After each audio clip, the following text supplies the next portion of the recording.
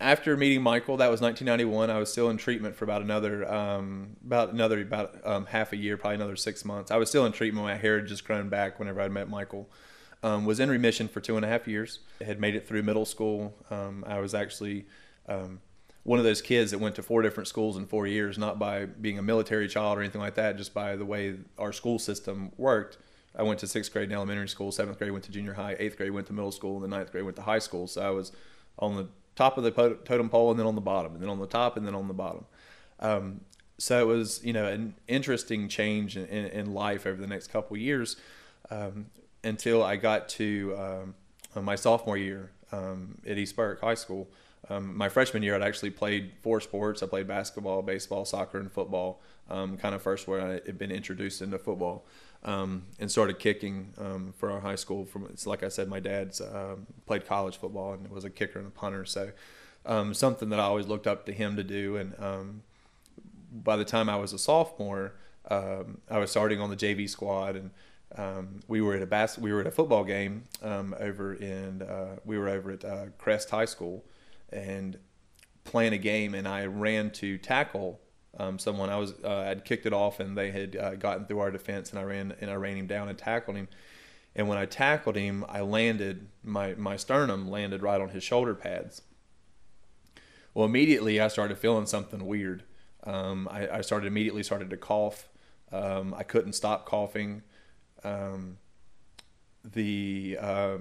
They thought that I just bruised my sternum, maybe bruised some ribs or something like that. So they wrapped me in some padding and stuff so I could finish the rest of the game. And being a kicker, I wasn't really worried about getting hit that much, and so I could finish the rest of the game. And well, then there for the next couple weeks, I just continued to cough and would not stop, and to the point where I couldn't fall asleep at night without. I'd have to fall. I couldn't fall asleep at night laying down. I would have to sit up and hopefully fall asleep. Hopefully lay down in my sleep. Was walking around high school, probably losing anywhere from probably 5 to 6 pounds a day, or maybe it might not have been that much, but maybe a week, just by breathing. I was using so many calories to breathe, not knowing what was going on. We ended up finishing the season, and it was our last game against Freedom. And I remember we were playing at Freedom, and our JV squad did really, really well that year. We had only lost 1 game. And I remember going after the Freedom game, I was just coughing the whole time. And I remember going to the locker room and crying because I couldn't figure out what was going on. I had no idea why I would not quit coughing. Then that's when they decided to do a chest x-ray, and they actually did a chest x-ray and found that I had a tumor the circumference of a basketball between my lungs and my rib cage. So I was immediately taken to Baptist, down to pediatric intensive care. Basically, what an article came out with Dr. Paul Martin, who's a doctor of mine at Baptist. Now he's actually at Duke with the transplant team, the bone marrow transplant team. And there was an article that came out that said basically my esophagus was about the size of a straw. And they said, imagine breathing through a straw 24 hours a day. And they said if Travis would have come in a couple of days later, he might have been in pulmonary arrest, and we would have never saved his life. Immediately went into pediatric intensive care at Baptist. When I say Baptist, I mean, Wake Forest Baptist Hospital in Winston-Salem. Once I went into pediatric intensive care, they gave me prednisone. Prednisone's it's a steroid. I am within 15 minutes of taking a pill, I could lay down and not cough. I could lay down and be able to breathe without coughing. I think I'd had a bone marrow and a spinal tap while I was in pediatric intensive care, but I had no chemotherapy, just prednisone. Within a week, the prednisone had reduced my tumor 98%, without chemotherapy, without anything other than just the steroid. So, that was great, because we had reduced it that much without chemo, so that was very positive. And once we did that, that's when we started talking about chemo regimens and things to that degree. Well, it being the second time I had it, they said, hey, there's some options. And so the options were to do treatment, to just do my whole chemotherapy cycle like I'd done when I was 10. Couldn't guarantee that it wouldn't come back, because it had already come back once, or had relapsed or had a recurrence, depending on the wordage that you want to use. And then they said, but there's an option, you can have a bone marrow transplant. And of course, back then, bone marrow transplants are still just as new as childhood cancers, and in the percentages of making it through them and living through them are still, you know, pretty slim at the time. But our family decided, hey, this is our best option for me to be cured or potentially cured. Then that's something that we're going to have to do. My brother,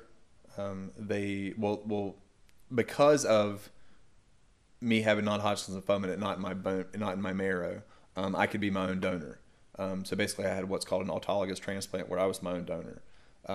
Prior to them doing the transplant, I was actually they took me in the hospital, and they actually withdrew bone marrow out of my tailbone, put it in the lab, treated it with chemotherapy and things like that, and that would be basically what my transplant would be. When they gave it back to me, already treated with chemo and other things like that, to make sure there weren't any poison, that there weren't any cancer cells in that when they gave it to me. When you have a transplant, you basically start on day T-11. Basically, you have 10 straight days of nothing but chemotherapy and radiation, and pretty much one less treatment than what'll kill you. Because what they're trying to do is they're trying to get rid of all your cells in your system, so that when they put these new cells back in, there's nothing still there. On day -1, you actually get the day off from chemo and radiation. You're basically just there for your body to prepare for day number 1 or day 0. Day 0 is the day that you get your transplant. And most people back then thought bone marrow transplant, you know, they're going to inject you with something or blah, blah, blah. It basically runs through an IV. It just, you know, they prep it. They brought in all kinds of like oranges and stuff, and cut up oranges in my room, because the preservative that the transplant is, or the stuff that it's preserved in, is kind of gives off this garlic smell. I don't smell it because it's me, but people around me can smell it because my body's pushing off that kind of smell. And so they put oranges in your room to kind of suck up the smell, and, you know, so it doesn't smell that bad, so that people would actually walk into my room and wouldn't be, you know, I'm not walking in that guy's room. It stinks, you know.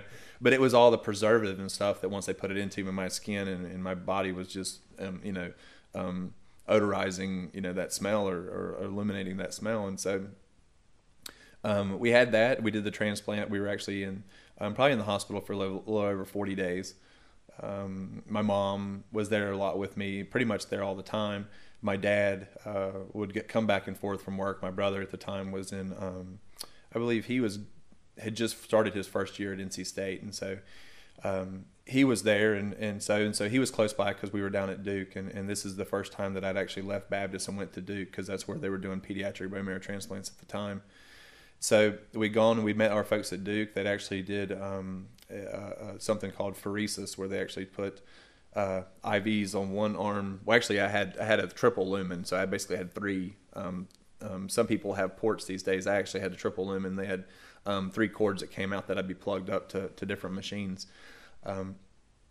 It goes straight to your artery, because that main artery is where, you know, filters everything. So they put me up to a machine, and they would take one blood out, send it through a machine, it'd come right back in. And what they were doing is they were filtering out my stem cells, basically the baby cells in my bloodstream, so that they could put those back in with my transplant to help speed things up, because the way stem cells are, they're so young, they don't know what kind of cell they're supposed to be. So when they team them up with bone marrow, they go in and they say, oh, you don't have platelets, I need to become a platelet, or you don't have white cells, I need to become a white cell.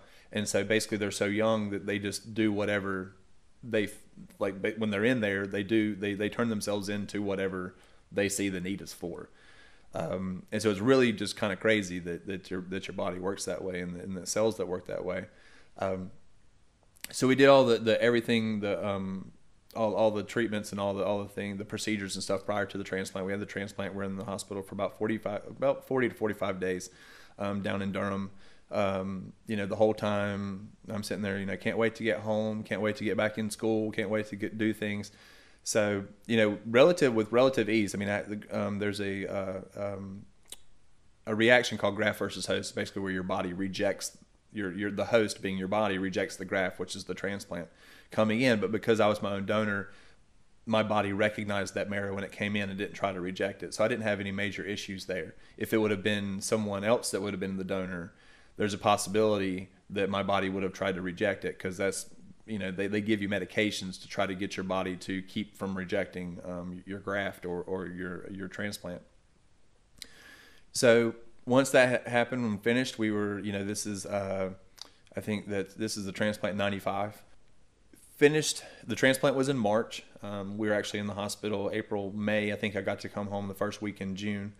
By then, I was home. I was already going to the gym, trying to get back into shape, trying to work out, trying to get a lot of this, get my muscles that had atrophied in the hospital and stuff. Not super bad, because I always went in, I always kind of bulked up, put some weight on, knew I would lose weight in the hospital, things like that. So I always went in.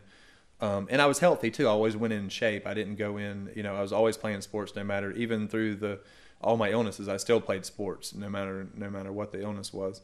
And so we did really well, got out of the hospital, was already back in, trying to get ready for the next school year. I'd actually did schooling and stuff in Durham. I was part of Durham. I was actually enrolled into Durham County Schools while I was in the hospital, and finished my semester, or did my semester with a teacher in the hospital.